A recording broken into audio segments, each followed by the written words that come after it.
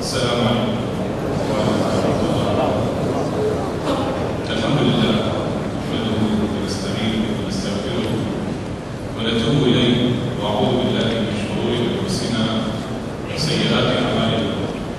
من يهده الله فلا مضل له ومن يضلل فلا هادي له. وأشهد أن لا إله إلا الله وحده لا شريك له وأشهد أن محمدا عبده ورسوله.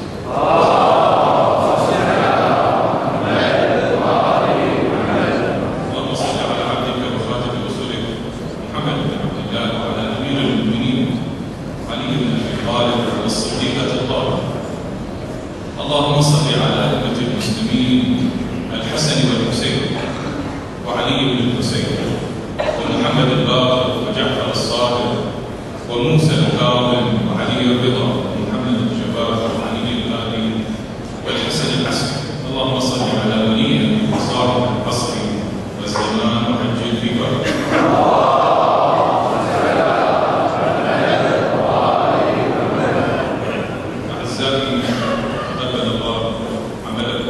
وشكر سعيكم. فقد قضينا لله الحمد أياما وساعات ممتعة ومميزة مع الذكر والتسبيح، مع الدعاء والمناجاة، مع التفكر والتدبر والقرآن. فكانت بحق سياحة روحية خاصة ومميزة توجهت بها القلوب إلى حجب النور باحثة عن معدن العظمة في هذا الوجود. ومهما فتشت وبحثت عن معدن العظمة رب العزة والجلال، كانت أيام جميلة انصدرت فيها الأرواح بسلطة الله. سلطة الله ومن أحسن من الله سلطة ونحن له عابدون. طهرت فيها القلوب بعد أن قطعت على إضاءة الدنيا ومتاع الدنيا وتعلقت بعز قدس الرحمن. تزكت فيها النفوس بعد أن باتت ليلها تنشئ ناشئة الليل وغدت في نهارها تسبح لله تعالى. نعم، لا بد لتلك الأرواح والنفوس والقلوب التي أنصتت إلى قوله تعالى إن ناشئة الليل هي أشد وطئا وأقوم قيل إن لك في النهار سبحا طويلا. لا بد لهذه القلوب التي عملت بهذه الآية أن تكتسى بنور الرحمن. فقد روي عن رسول الله صلى الله عليه وسلم وما أعظم من ثمرة لا تقول حصل دينار، حصل نور لا اكتسى روح. فقد روي عن رسول الله صلى الله عليه وسلم إن العبد إذا تخلى بسيده في جوف الليل المظلم وناجى أثبت الله النور في قلبه. أثبت الله النور في قلبه. بل يبدو من القرآن ومن الروايات أن النور ليس في القلب فقط بل حتى على الوجه. فقد روى ابن سنان عن الصادق عليه السلام عندما سأله عن معنى قوله تعالى سيماهم في وجوههم من أثر السجود قال هو السبب والصلاة. سيماهم في وجوههم من أثر السجود قال هو السبب والصلاة. وسئل السجاد عليه السلام ما بال المتهجدين بالليل من أحسن الناس وجها قال إنهم خلوا بالله فكساهم الله من نوره. هذا أثر دنيوي عظيم. مثل واحد يقول وصلت بعد ما تغلط مو معصوم لكن بعد ان الله معاه والله معاه في حياته اثمن من الدنانير. واما اذا اردت الحديث عن ثواب الاخره في قيام الليل فيكفي ان تقرا قوله تعالى تتجافى جنوبهم عن المضاجع يدعون ربهم خوفا وطمعا ومما رزقناهم ينفقون فلا تعلم نفس ما اخفي لهم قرة أعين بما جزاء بما كانوا لا من الإكرام لا تعلم نفس ما أخفي لهم من قرة. أعزائي، إذا أردت أن نمثل لحقيقة الحياة وحقيقة شهر رمضان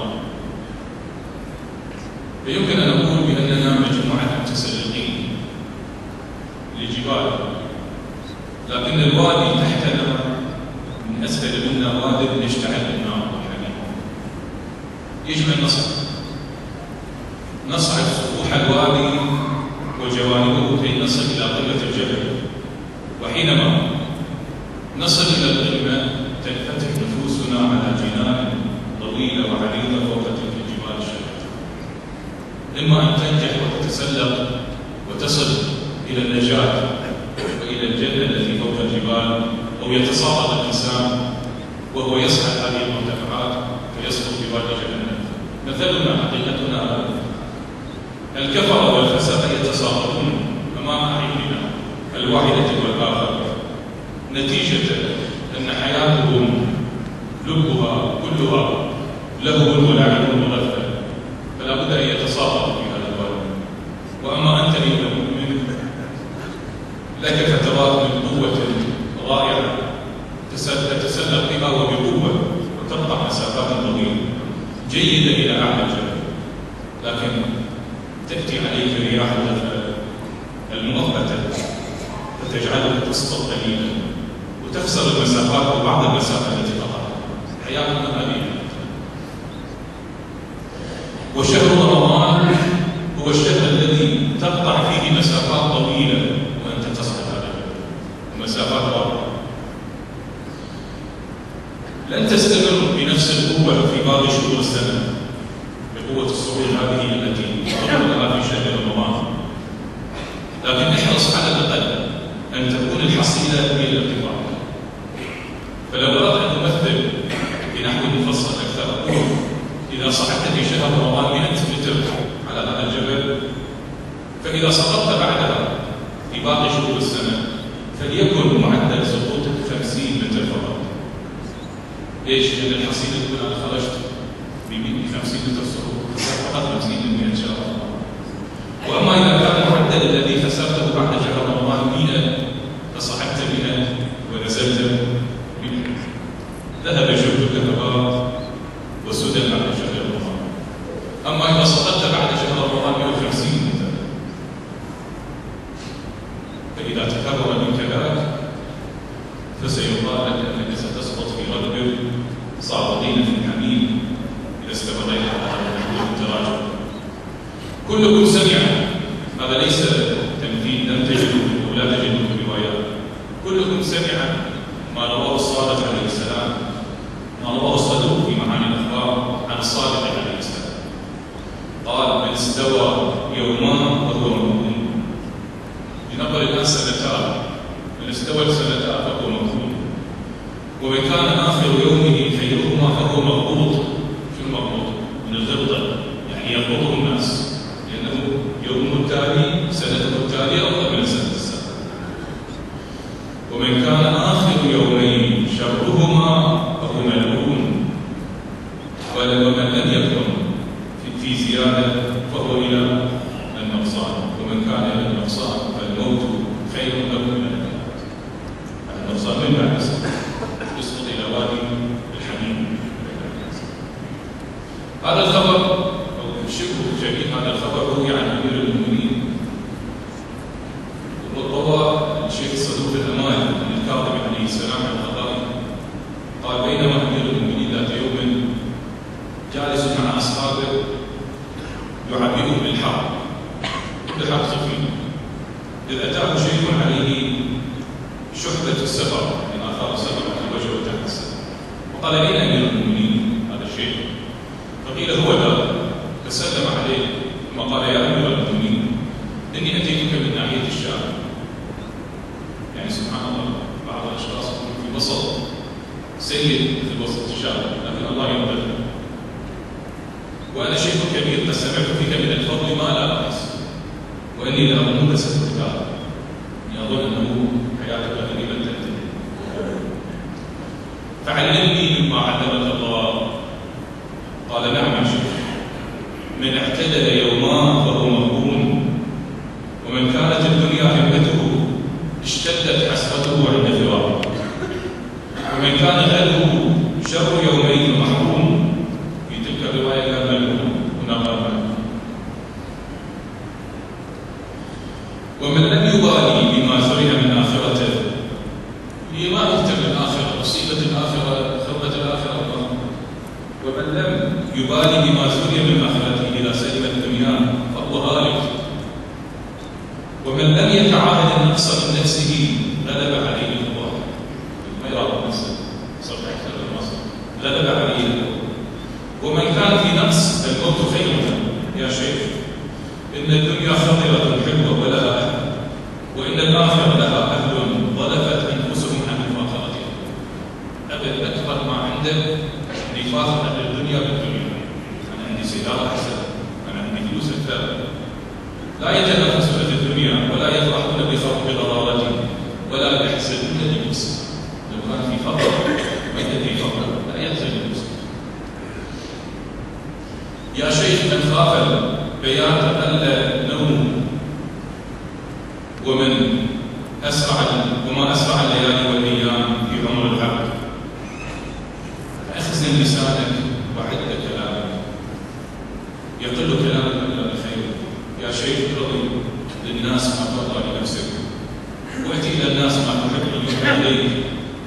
ثم أقبل أمير المؤمنين على أصحابه وقال: أيها الناس، أما ترون إلى أهل الدنيا يمسون ويسبحون على أحوال شتى، فبين صريع يتلوى وبين عائد ومعود زائر مريض، وآخر بنفسه يجود، وآخر لا يرجى نهايته، وآخر مسجى، وطالب الدنيا والموت يطلبه وغافل وليس بمغفول عنه، وعلى أثر الماضي يسير الباطل.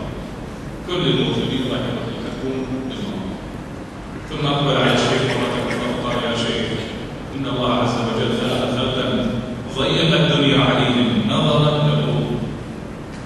رعاية، ما أعطاهم الدنيا يدي الضالع من الدنيا، فزهدهم فيها وفي بطالها، فرغبوا في دار السلام الذي دعاهم إليه، وصبروا على ضيق المعيشة، وصبروا على المطلوب، واشتاقوا إلى ما عند الله من الخير، وبذلوا أنفسهم ابتغاء رضوان الله، وكانوا خاتمة الرحمن والشفاعة. ليش قال أمير المؤمنين؟ لأن على طول الشيخ راح يدور على الشفاعة. فلقوا الله وهو عنهم راض، وعلموا أن اليوم سبيل من مضى ومن بغى، فتزودوا لآخرتهم بغير الذهب والفضة، ولبسوا الخشن وصبروا على الموت، وقدموا الفضل وأحبوا لله عز وجل وارضوا بالله. أولئك المصابين والنعيم في الآخرة والسلام. فقال الشيخ: أين أذهب وأدع الجنة وأنا أراها وأرى أهلها معك يا أمير المؤمنين؟ جهزني بقوة أتقوى. ويقول الراوي: وكان في الحرب بين يدي أمير المؤمنين يضرب قدما، أمير المؤمنين يعجب شيخ كبير يصنع هذا. فلما اشتدت الحرب أقدم فرسه حتى قتل رحمه الله، فتبعه رجل من أصحاب أمير المؤمنين فوجده سريعا، ووجد دابته ووجد سيفه. فلما انقضت الحرب أتى إلى أمير المؤمنين بدابته وسلاحه، وصلى عليه أمير المؤمنين وقال: هذا والله السعيد عمل ترحم على أخيه. هذا الإنسان الذي اشترى الآخر. أعود بكلامي إخواني عزيزي المؤمن، ترجع بعد هذه السياحة الإلهية في شهر رمضان إلى عالم من حولك أكثرهم غافلون. نسبة الناس يمكن 5% ذاكر، 95% غافل. سترجع قهرا إلى غافلين.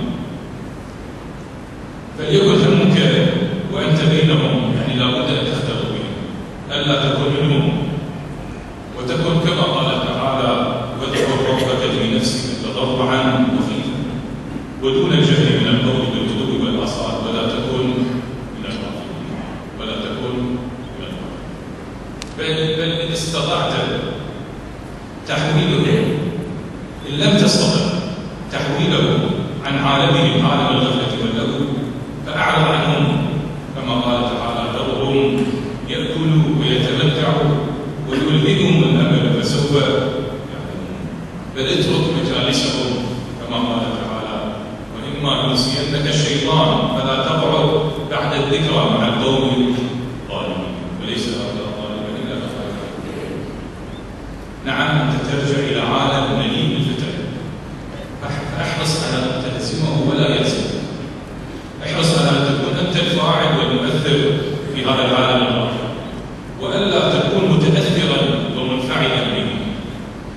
استمد قوتك من النور الذي اكتسيته في شهر رمضان ومعية الله معك، وقل تسديد الله الذي حصل معك. النور ليس إلا عبارة أخرى عن هداية الله، والمعية معية الله ليست إلا عبارة أخرى عن التسديد الإلهي لك، كما قال تعالى: والذين جاهدوا فينا لنهدينهم سبلنا وإن الله لمع المحسنين. شيئين: لنهدينهم سبلنا لنور من الجهاد. الشيء الثاني: الله يكون معك وإن الله لمع المحسنين. بعد أعظم من هذا الشيء نور والله معك. فيا من تنتمي إلى حزب الله، إلى حزب الله، سلاحك في النصر على حزب الغافلين السالين أن تستمر في جهادك لنفسك، وحينها أنت المحسن الذي لا بد أن يكون الله معك، وأن تنتهي إلى سبل الله وطرقه بنور يملأ لك، ولا تشك بذلك طرفة عين. أيها المؤمن، إن الفريق المقابل لفريقك في فريق الغافلين فريق تركه الله، أهمله الله ولم يقف معه، وكما قال: تركهم في ظلمات لا يبصرون. إياك أن تكون هذا الفريق، تركهم في ظلمات لا يبصرون. وقد قارن الله بين الفريقين فقال تعالى: يا أيها الذين آمنوا اتقوا الله ولتنظر نفس ما قدمت بغد واتقوا الله إن الله خبير بما تعملون ولا تكونوا كالذين نسوا الله فأنساهم أنفسهم أولئك هم الفاسقون. أحيانا القرآن يختصر، يذكر جانب من المعادلة هنا وجانب آخر من المعادلة هنا. قال: يا أيها الذين آمنوا اتقوا الله ولتنظر نفس ما قدمت بغد. ما قال شنو تنظر، لكن ما تنظر يذكر الله. ذكر الله هو ترنيم، لأن في مقابله قال في الفريق الآخر: نسوا الله فأنساهم. وهؤلاء ذكروا الله عز وجل فقدموا لأنفسهم لهديهم واتقوا الله إن الله خبير بما تعملون. ولا تكونوا كالذين نسوا الله فأنساهم أنفسهم أولئك هم الفاسقون. وإذا نسوا أنفسهم يعني لم يقدموا شيئا يقدموا، لكن لم يفصلوا الله على التفاصيل. اكتفى بالجانب من المعادلة عند ذكر الذاكرين وبجانب آخر من المعادلة عند ذكر الله. وأيضا قرنهم الله بموازنة ومقارنة أخرى حينما قال: واصبر نفسك مع الذين يدعون ربهم بالغداة والعشي يريدون وجهه. هذا قدم النفس، يدعون ربهم بالغداة والعشي يريدون وجهه ولا تعد عيناك عنهم تريد زينة الحياة. المقابل: ولا تطع من أغفلنا قلبه عن ذكرنا واتبع هواه وكان أمره فرطا. يعني المقابل أمر المؤمن ليس فرط يعني خالد، معناه بالموازنة يكون ناس خالدين أمورهم خالدة وناس أمورهم مربوطة. فالمؤمن الذاكر الله يذكره، الله معه يعطيه النور ويكون معه، فلا بد أن تكون أموره متحكم بها مضبوطة. أما الذي يغفل كان أموره فرطا، أموره خالدة، لأن الله ليس معه ولم يعطيه شيء من النور حتى تكون أموره مضبوطة. نعم، المؤمن همته الله واليوم الآخر، ولذا يبقى مع أهل الذكر مهما كانت الدنيا ضيقة مع أهل الذكر، والنتيجة المهمة سلامة السير، انضباط الحياة بالنسبة إليه، يأتي ما نقل النور والتسديد الإلهي. فلم يكن أمره بل يمسك بأزمة الحياة، يتحكم بحياته، لا الحياة والدنيا تتحكم به، فهي أسيرة بيده. كل ذلك لأنه في رعايته وبسبب الذكر. أما الطرف الآخر اتبع هواه كان أمره فرطا، تتحكم به الدنيا، لا يسيطر على شيء من أمور الدنيا، فهو نسير لأنه نسير حسنات. كل ذلك لأنه نسي الله النسير وأنساه نفسه وسلمه لإبليس، كما قال تعالى: ومن يعش عن ذكر الرحمن نقيض له شيطانا فهو له قرين. نقيض له شيطانا